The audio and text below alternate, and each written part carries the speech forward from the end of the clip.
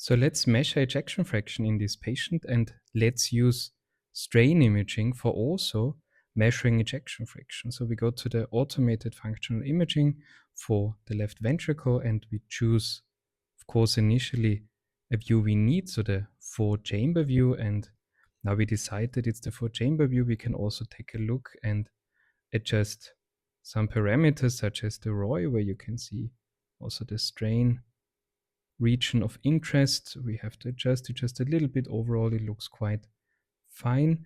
And so we process, and then we will see the outcome in strain, and we have a global strain with minus 21% and the ejection fraction with 50%.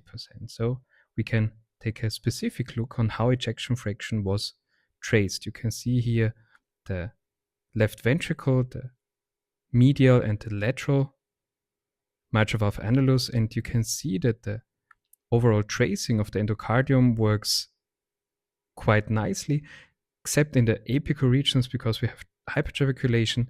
We do see that it's probably not entirely optimally, but we do see that it seems to be appropriate. So we can also store this loop, and we go to the next image and we choose an apical 2-chamber view.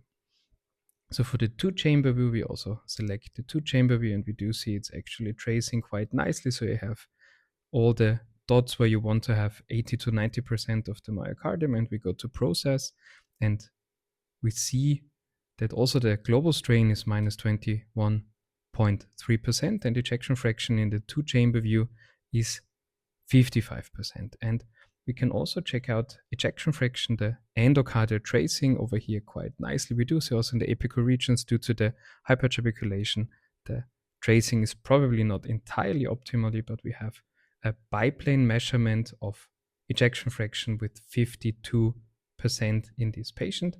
But we want to, of course, continue with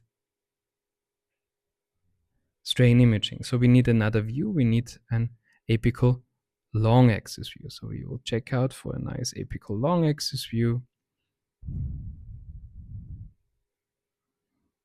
And let's just use this one.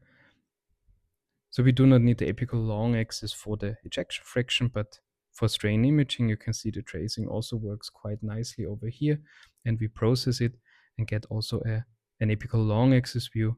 And we can see how the tracing actually works, and we can click the individual segments if we don't want to use one, but in this case it looks quite fine.